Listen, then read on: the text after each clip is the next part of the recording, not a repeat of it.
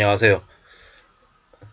직장인이 이제 일을 할 때 가장 좋은 곳, 금융권이라고 얘기하죠. 5대 주요 은행의 평균 연봉이 1억 1천만 원이랍니다. 그리고 희망퇴직금은 평균 3억 5천이라고 얘기하고요. 뭐 희망퇴직 받으면 한 3, 4년치 연봉을 한 방에 주는 거예요. 뭐 예를 들어서 부부가 같이 금융권에 다닌다라고 하면 아유, 희망퇴직하면 이제 노년 준비가 바로 되는 거죠. 그 정도로 엄청난 금액을 이제 받고 지내는 곳이다 라고 보면 맞을 것 같습니다. 근데 저 은행들이 저렇게 엄청난 연봉과 희망퇴직금을 받을 수 있는 이유가 뭘까요? 결국 국민들을 상대로 장사를 한 건데요. 이자 장사한 거죠. 이자 장사. 그동안에 무리하게 연끌한 2030들을 누가 부추긴 겁니까? 저 금융권에서 뭐 어쩌면 뒤에서 그런 것들을 이제 조장한 게 아닌가라는 의심을 하게 되는 거죠. 그리고 뭐 인터넷 은행이니 뭐니 그렇게 이제 활발하게 이제 경쟁 구도를 만들면 뭐 중저 신용자들 서민들에게 뭐 대출이 좀 더 좋은 조건으로 제공도 될 거다 이렇게 얘기했지만 현실은 그냥 단판이죠. 그냥 자기들끼리 더 해먹는 그런 구조가 된 게 아닌가라는 생각을 해봅니다. 보통의 직장인들이 희망퇴직하면 뭐 희망퇴직 심하면은 3개월치 받아요.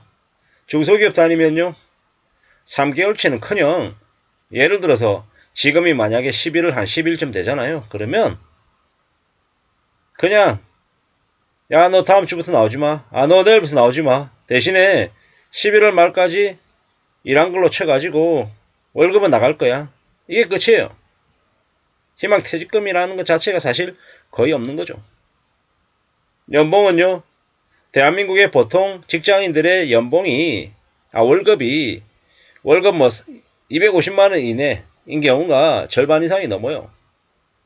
뭐 말도 안 거죠. 그러면 저 주요 5대 은행에 이제 은행원들이 받는 월급이라는 건 그냥 거의 상위 탑이죠, 탑. 뭐 몇 프로 안에 들어간다. 사실 뭐 아무리 그거 따져본들 그냥 보통 사람들이 들었을 때는 씁쓸하고 그냥 답답한 얘기일 뿐입니다. 얼마 전에 뭐 윤석열 대통령이 그 소상공인들을 상대로 은행 우리가 뭐 은행의 노예냐 뭐 이런 얘기도 했다라고 하는데 그저 그냥 소상공인들 그냥 기분 그냥 조금 풀어주는 정도의 그냥 얘기일 뿐인 거지 뭐 달라지는 거 거의 없을 거예요.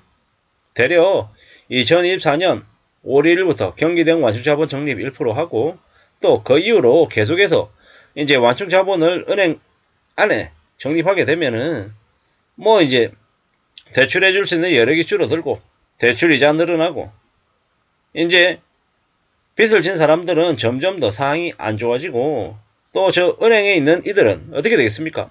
뭐 그렇게 완충자본 적립하는 기간 동안만큼은 뭐 이익액이 좀 줄어들어 가지고 뭐 움찔하겠지만 그리고 또 이제 좀 나아지면 몇 년 지나면 또 다시 대출 풀어주고 이래저래 하면서 또 나아지는 거죠. 지금 5대 주요 은행의 평균 연봉이 1억 천이라는데 이번 경제 위기를 지나고 나면 뭐 평균 연봉이 1억 천이 아니라 1억 4천, 1억 5천, 1억 6천이 될 수도 있을 겁니다. 그때가 되면 희망퇴직금은 평균 3억 5천이 아니라 5억에서 6억 된다 이렇게 얘기할 수도 있을 거고요. 점점 더 은행권 같은 금융권들의 그 처우만 더 좋아지고 서민들의 삶은 더 어려워지는 거죠. 주택담보대출 50년짜리 나왔잖아요. 이게 끝이겠냐고요. 아니라는 거죠. 나중에는요. 40년짜리 50년짜리가 아니라 60년짜리, 70년짜리, 80년짜리 저 금융권에서 내놔도 하나도 이상하지 않을 거예요. 게다가 뭐 금소법, 금융소비자보호법 적용 전에 연끌들을 많이 탄생시켜서 그네들에게 왕창 대출받게 해놨어요. 이게 뭐겠습니까? 금소법 적용 안 하겠다는 하기 전에 미리 이제 빚쟁이로 전락시켜서 앞으로 수십 년간 그들을 뜯어먹고 살겠다는 금융권에 거대한 빅피처가 있었던 겁니다. 그것도 모르고 못 모르고 뭐 분양받으면 돈 번다. 아파트 사면 뭐 시세 차익으로 5억 7억 번다. 이 말에 놀아나서 이제 들어간 이들 이제 끝난 거죠. 답이 없는 겁니다. 참 어처구니가 없죠. 누군가에게는 고통이 누군가에게는 아주 큰 이제 돈벌이가 된 거죠. 금융권들이 사악하다, 무섭다, 뭐 이렇게 얘기도 많이 할 텐데 이제 더욱더 삶을 이제 우려하면서 이제 살게 되는 겁니다. 씁쓸하죠. 씁쓸합니다. 은행권들 저렇게 고액 연봉 받고 돈 많이 벌게끔 해주는데 보통 사람들이 다 기여를 했구나 라는 생각을 해보는 겁니다. 뉴스 내용 한번 볼게요. 인터넷 전문은행까지 따지면 카카오뱅크가 제일 많은 연봉을 받았대요.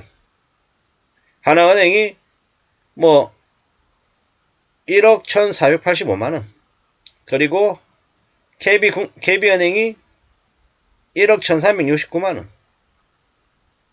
참 대단합니다. 대단해.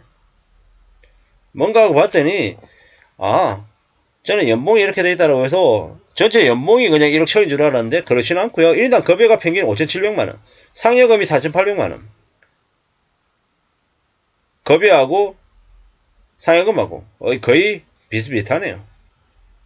국민이 그런 거고 신한은 연봉 자체가 높네요. 뭐 성과급은 뭐 1975만원, 평균 급여는 9,100만원. 카카오는 1억 3,500만원. 대단하네요. 대단해. 참 이렇게 많이 받는 건가. 그리고 희망퇴직 금액은 하나은행이 제일 세네요. 4억 700만원. 제일 낮은 데가 신한은행인데 2억 9천이네요. 보통 사람들에게는 희망퇴직금으로 2억 9천? 2억 9천이 아니라 뭐 1억 이상만 줘도 참 대단하다 이렇게 생각할 것 같습니다. 댓글들은 보면요, 가상금리 조달금리 최대로 올려서 악덕 사채업하는 것들 모두 철퇴해야 된다 라고 얘기하네요. 고액 돈으로 돈장치로 은행은 증언해서 월급 낮추자 뭐 이런 얘기도 있고, 뭐 서민 이자 뜯어서 부자 대출해주고 문제 생기면 세금으로 막고. 참 씁쓸하지만 이게 현실입니다. 현실. 이러한 좀 기형적인 모습들을 내버려 두고 있는 이제 뭐 정부나 아니면 뭐 관련 기관들이 더 문제인 거죠. 금융감독원이나 금감원이나 뭐 이래저래 저런 것들은 그냥 내버려 둔 거잖아요.